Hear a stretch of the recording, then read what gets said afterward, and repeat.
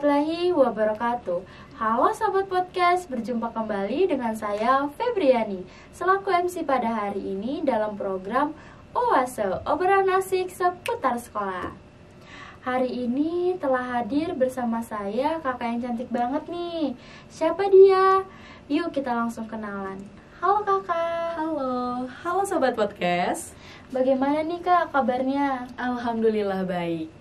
Bisa diperkenalkan nama dan kelasnya? Bisa dong, mohon izin perkenalkan nama saya Audias Arcia Amalia dari kelas 12 IPA 4. Nah, Sobat Podcast, Kakak Audias akan menjadi narasumber di acara podcast hari ini. Kakak Audias ini, Sobat Podcast, mewakili sekolah kita sekaligus perwakilan utusan Paskibraka Kecamatan Muara Jawa tergabung dalam Paskibraka tingkat Kabupaten Kutai Kartanegara yang mengibarkan bendera merah putih di Tenggarong. Wah, hebat sekali ya prestasinya. Yuk langsung kita tanya-tanya nih. Pertanyaan yang pertama, Paskibraka ini sebenarnya apa kak? Nah, perbedaan Paskibraka sekolah, kecamatan, atau kabupaten apa sih kak? Oke, saya jawab ya, Paskibraka dengan Paskibra. Perbedaan Paskibraka ialah Paskibraka itu pasukan pengibar bendera pusaka, yang dimana yang dikibarkan ialah bendera pusaka, dan itu disebut sebagai Paskibraka. Yang kami kibarkan ialah bendera duplikat yang langsung diberikan oleh istana. Sistem pelatihan dari Paskibraka itu ada yang namanya pamong ataupun kakak asuh. Di sana kami dibina dan juga diawasi di Pusdiklat itu. Dan juga untuk Paskibra itu pasukan pengibar bendera yang biasanya dilaksanakan di sekolah, di kecamatan. Kenapa sih kecamatan disebut sebagai Paskibra?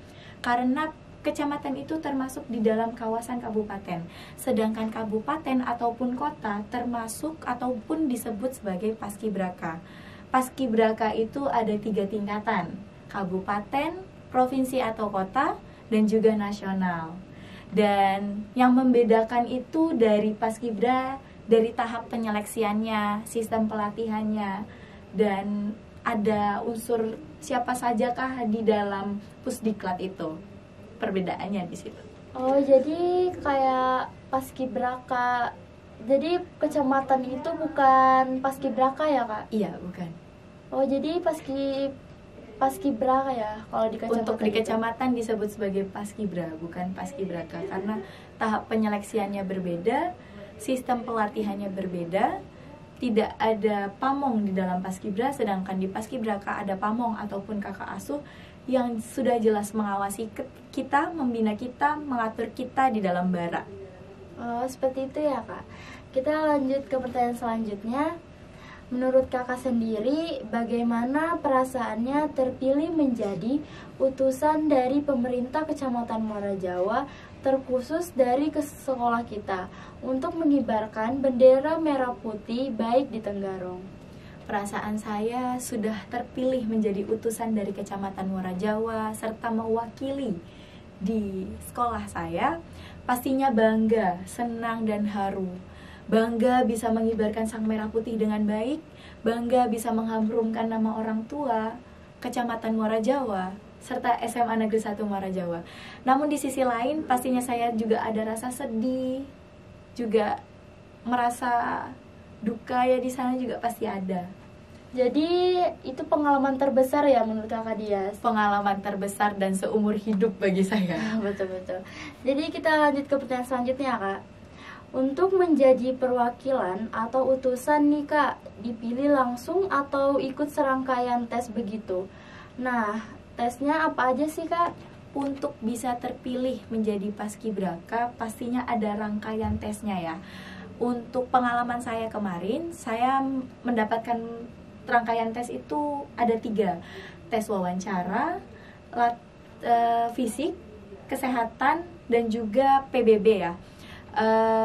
Sekedar informasi, untuk di tahun selanjutnya itu akan ditangani langsung oleh Kesbangpol Paskibraka Kutai Kartanegara ini dengan peraturan Perpres nomor 51 tahun 2022, di mana dalam pembentukan Paskibraka bab 3 pasal 5 nomor 1 ada 3 tahapan di sana. Ada rekrutmen ataupun penyeleksian, yang kedua ada pemusatan pendidikan dan latihan atau pusdiklat, dan yang ketiga ada pengukuhan paskibraka.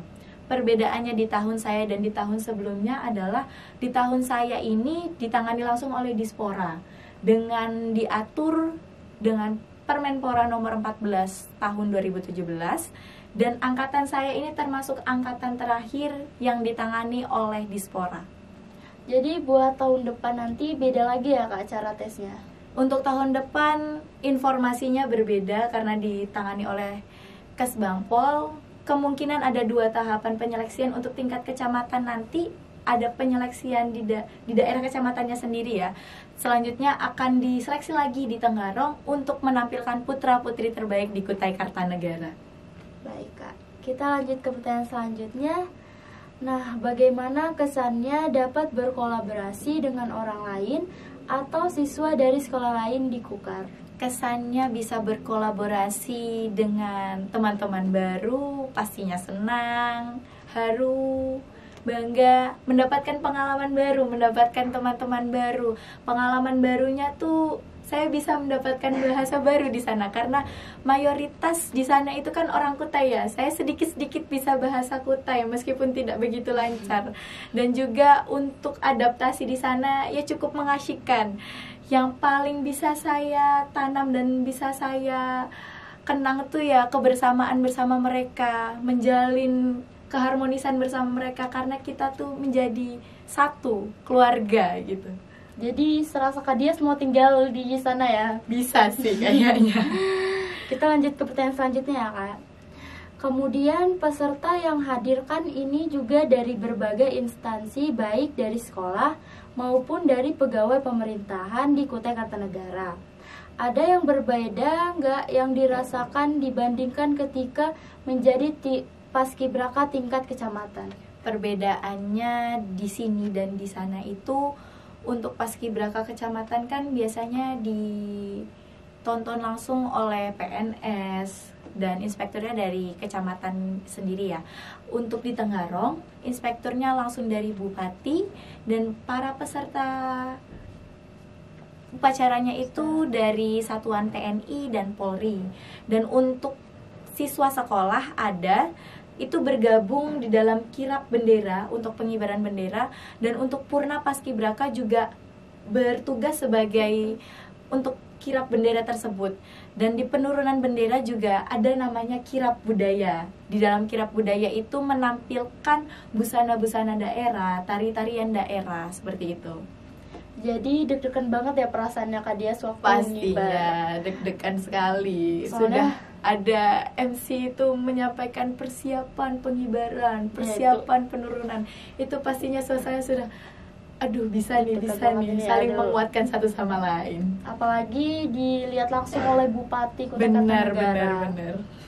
Kayak kita lanjut aja nih Kak ke pertanyaan selanjutnya.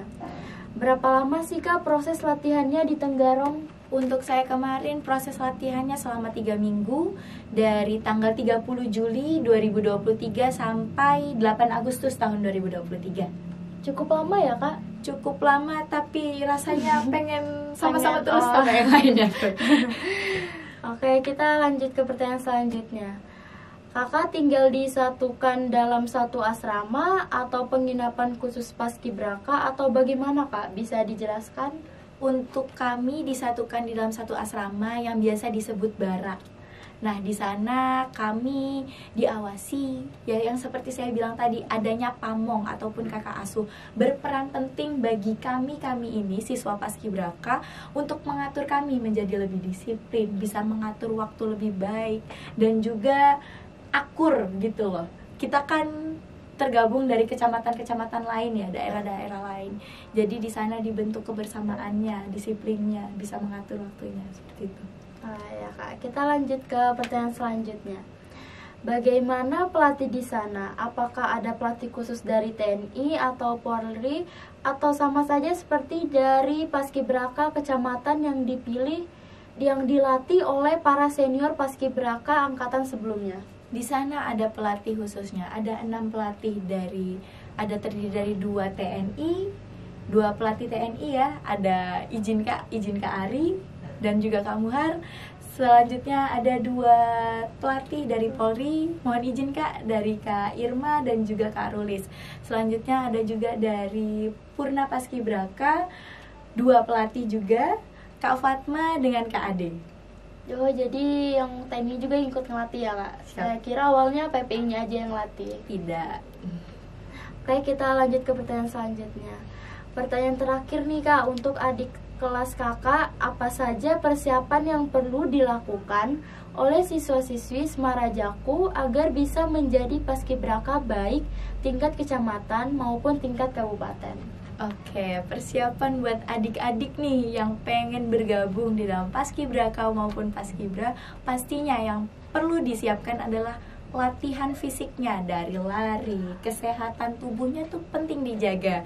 Jangan sampai gampang untuk jatuh sakit, dan juga menyiapkan mental. Tapi saran saya dan yang perlu ditanamkan dan yang paling penting adalah niatnya. Niat kalian untuk bisa bergabung dan tujuan kalian tuh niat gak sih? Mau gak sih untuk bisa menjadi seorang paskibraka nantinya gitu. Jadi untuk kalian semua semangat untuk menyiapkan hal-hal yang perlu kalian siapkan seperti latihan fisik dan juga mental, dan yang paling utama adalah niat dari kalian diri sendiri itu ya. Nah, Sobat Podcast, buat kalian yang emang dari sebelumnya pengen menjadi paskibraka, yuk mulai sekarang kalian siapkan mental kalian, fisik kalian, yang paling terutama itu niat kalian. Jangan cuma karena disuruh orang tua kalian tuh cuma ngikut-ngikut gitu aja. Yang paling pertama itu adalah niat kalian. Oke Sobat Podcast, berakhir sudah obrolan kita bersama Kak Audias. Terima kasih ya Kak, sudah mau bersedia menjadi narasumber di Roms Podcast ini. Nah Sobat Podcast, di penutupan program Podcast Oase ini, saya akan membacakan pantun. Makan siang di warung makan Bu Ega, kebersihannya sangat terpelihara. Hai kawan semuanya, kalian patut berbangga mendapatkan kehormatan sebagai pengibar bendera. Peganglah erat bendera merah putih. Bendera dipegang, jangan sampai jatuh. Cukup sekian dan terima kasih. Wassalamualaikum warahmatullahi wabarakatuh.